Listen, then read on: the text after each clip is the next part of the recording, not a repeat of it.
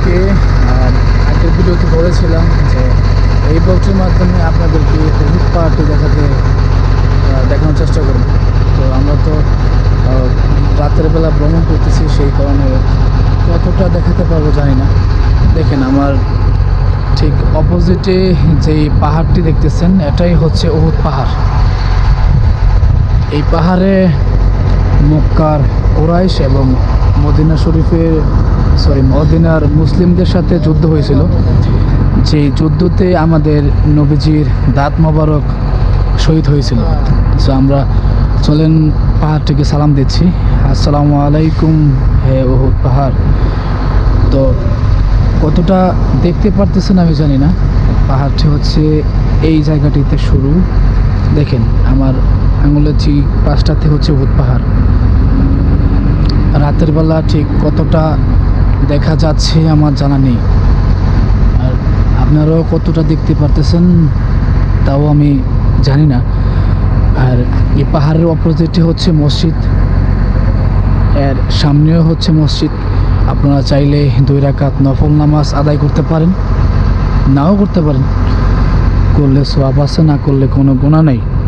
তো অবশ্যই এসে পাহাড়টি গিয়ে সালাম দিবেন, যেহেতু এই পাহাড়ের সামনে আপনার মক্কার কুরাইশদের এবং মদিনার মুসলিমদের সাথে যুদ্ধ হয়েছিল। যে যুদ্ধতে আমাদের নবীজির দাঁত মোবারক শহীদ হয়েছিল এবং অনেক সাহাবী মৃত্যুবরণ করেছিল।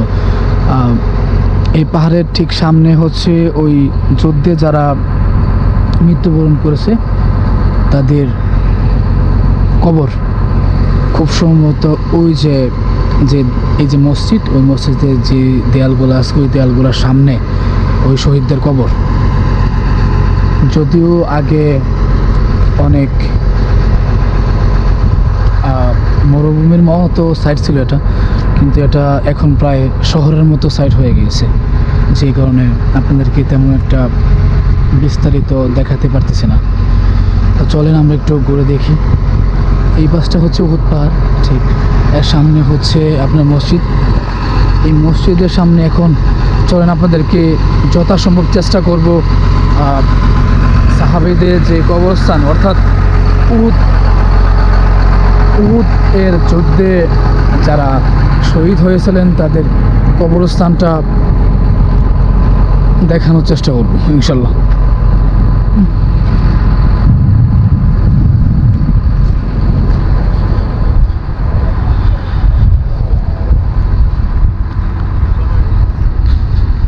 দেখেন সবাই উঠতেছে।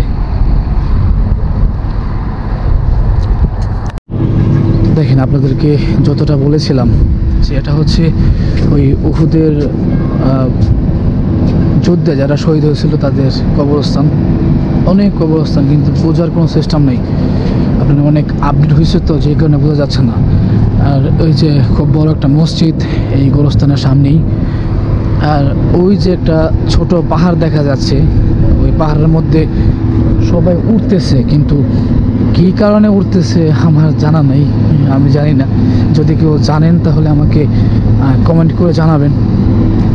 আমি অনেক জানার চেষ্টা করেছিলাম, কিন্তু জানতে পারিনি। তো সবাই যদি জানেন তাহলে একটি আমাকে জানাবেন দয়া করে। তো মদিনাতে অনেক শীত, তো শীতের কারণে ঠিকঠাক মতো কথা বলতে পারতেছে না, সবাই একটু ক্ষমার দৃষ্টিতে দেখবেন।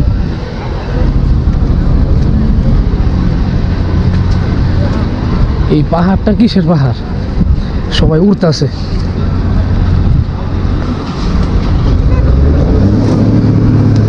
চলেন সবার মতো আমরাও চেষ্টা করি পাহাড়ের মধ্যে ওঠার জন্য।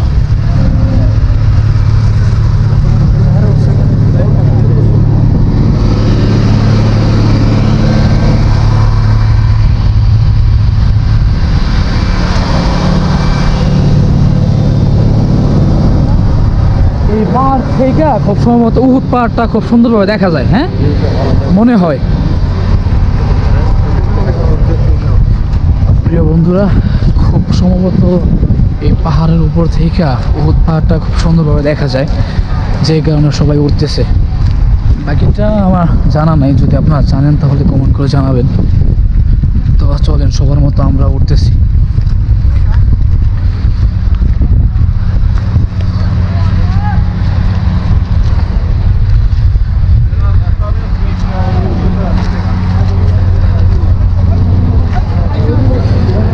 রাতের বেলা আপনারা ঠিক কতটা দেখতে পারতেছেন আমি জানি না,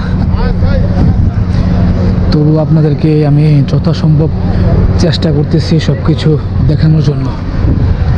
তো দেখেন, যতই উপরে উঠতেছি ততই পাহাড়ের সম্পূর্ণ রূপটা দেখা যাচ্ছে, যদিও এখন রাত 2টা বাজে। জি, যেমনটা বলেছিলাম, এই পাহাড় থেকে সম্পূর্ণ উহুদ পাহাড়টা খুব সুন্দরভাবে দেখা যাচ্ছে। যদি দিনের বেলা হতো তাহলে আরও স্পষ্টভাবে আপনাদেরকে দেখাতে পারতাম। দেখেন, আমরা ঠিক এই নিচ থেকে এই উপরে উঠছি। দেখেন কত মানুষ।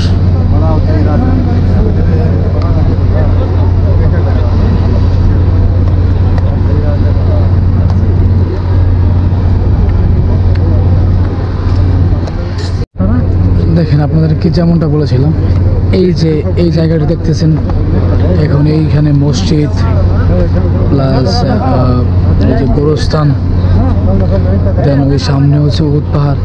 ঠিক এর এই পাশটাতেই উহুদের যুদ্ধ হয়েছিল, যতটা আমি জানতে পেরেছি। আর যুদ্ধে যারা শহীদ হয়েছে ওই শহীদদের কবরস্থান হচ্ছে এটা। আর এই যুদ্ধে আমাদের নবীজির দাঁত মোবারক শহীদ হয়েছিল। দাঁত কোথায় রাখা আছে সেটাও আমি জানি না।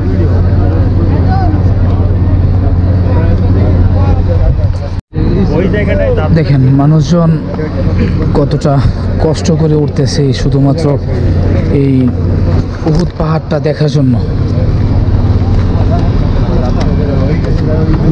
পাথরের পাহাড় বেয়ে বেয়ে উঠতেছে শুধুমাত্র এই উহুদ পাহাড়টা দেখার জন্য।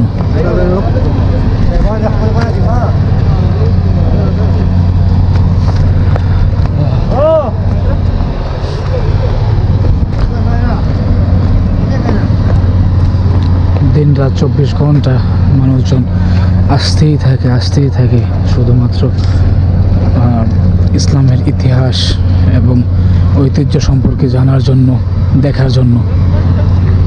আল্লাহ সবাইকে আসার তৌফিক দান করুক, আমিন। তো আপনাদেরকে কতটা দেখাতে পারলাম আমি জানি না, তো যথাসম্ভব চেষ্টা করেছি আপনাদেরকে সম্পূর্ণ দেখানোর জন্য।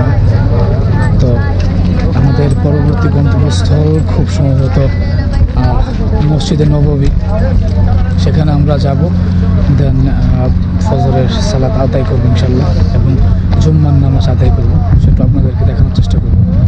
এবং সবচেয়ে বড় যে আকর্ষণ, আপনাদেরকে দেখাতে চেষ্টা করব আমাদের নবীজির রওজা মুবারক।